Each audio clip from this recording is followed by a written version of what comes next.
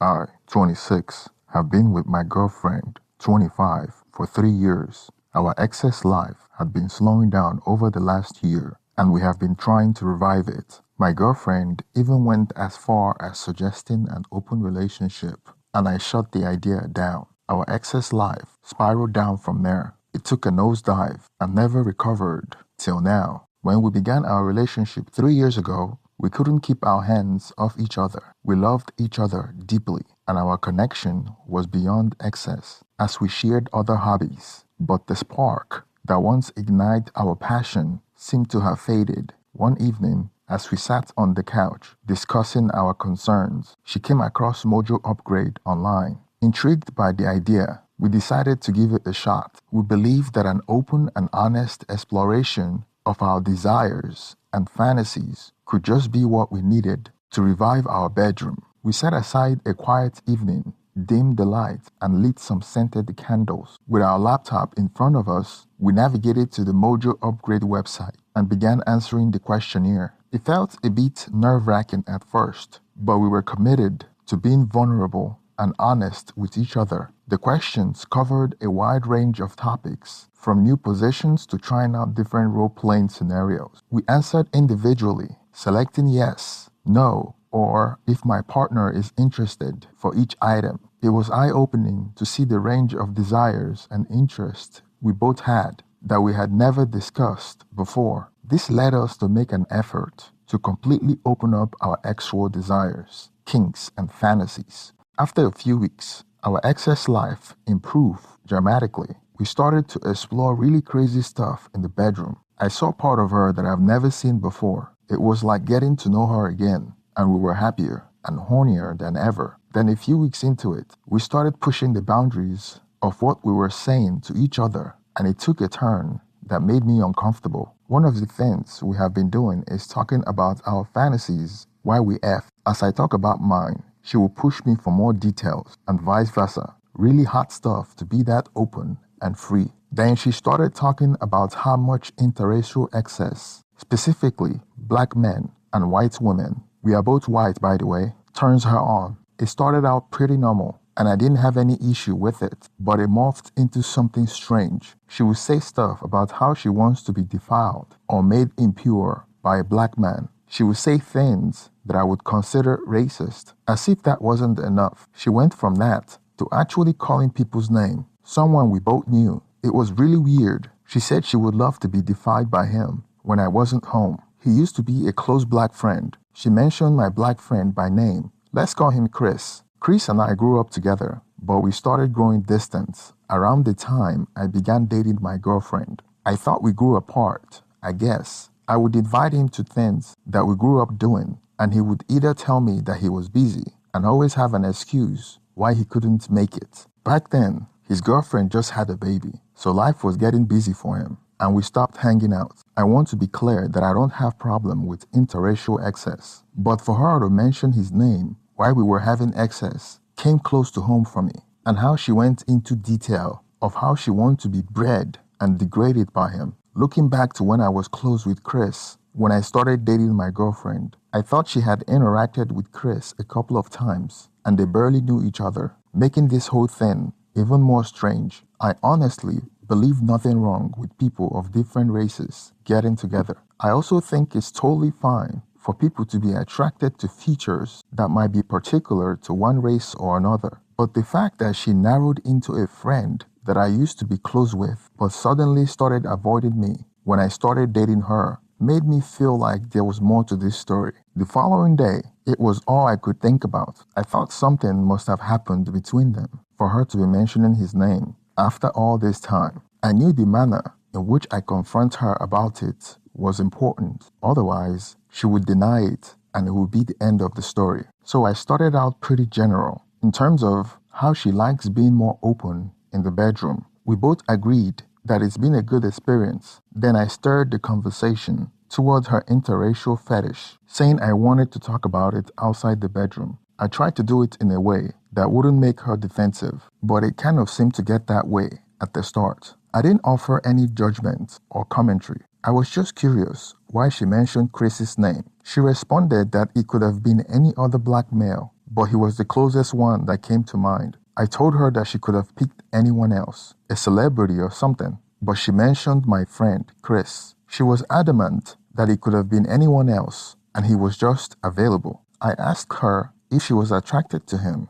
and she said yes, and I asked her if she cheated on me with him, and she got up and stormed out of the bedroom in anger. She later came back and told me that I was being childish and jealous, and I was breaking the rules of judging her, and I was the reason why she couldn't fully open up around me and express herself because I was too rigid and suspicious. She explained that it had nothing to do with my friend Chris, and that it was just that it has always been her kink that she never experienced.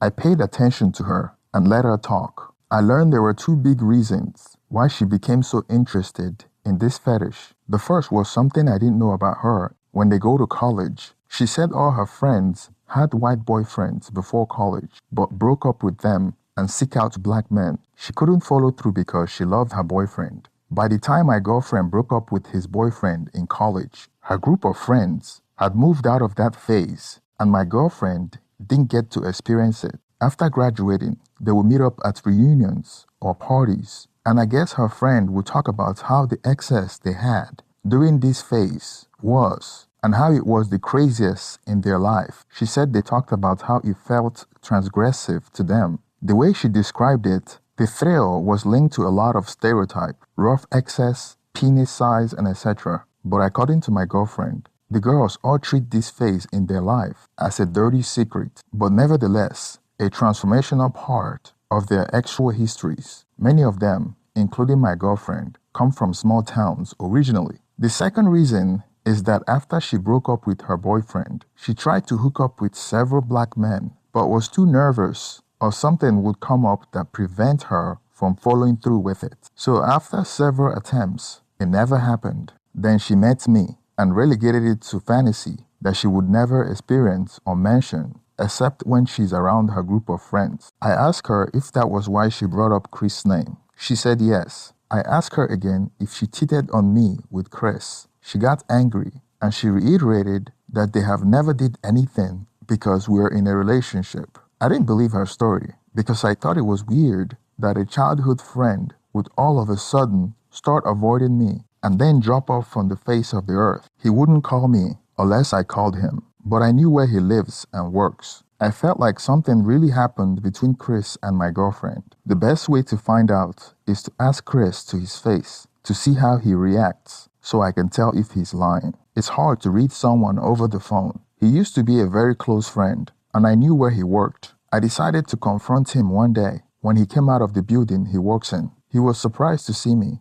I went straight to the point and asked him if he was avoiding me because something went on between him and my girlfriend. He tried to play aloof and goof around, but I stayed on him. He said that several things drifted us apart, mostly because of personal responsibilities with his girlfriend and job. However, he mentioned that he felt uncomfortable hanging out with me while my girlfriend was around because she was constantly flirting with him, and he knew that it was just a matter of time before he gave in to it. So instead of telling me, he avoided the temptation altogether because he knew how much I loved my girlfriend, and he couldn't betray his friend by sleeping with his friend's girlfriend. He sounded almost convincing, but his body language gave him away. I had my reservations. After our conversation, he admitted that there was some flirting going on, something my girlfriend never admitted to. I left thinking something must have really happened between them. I felt like there was more to the story than he was letting on, and I was going to get to the bottom of it. When I went home that day, I confronted my girlfriend, telling her that Chris said she was flirting with him, and he stopped coming because of her. She blew up on me and started saying that Chris was the one that was coming on to her, and she shut him down. What a turn of events. I pressed her further because she didn't tell me any of this during our first conversation. After some trickle-truthing, she finally confessed that they had excess once, and she felt guilty about it. I asked her if that was why she wanted an open relationship in the past. She responded that she was feeling guilty about it, and Chris convinced her. She suggested an open relationship to remove the guilt and to get my permission to cheat, but I shut her down. So she claimed that she stopped and gave Chris an ultimatum to either stay away or she would come clean to me. I was shocked and angry. I immediately got on the phone and called Chris. When he picked up, I put him on speaker in the presence of my girlfriend so I could have both of them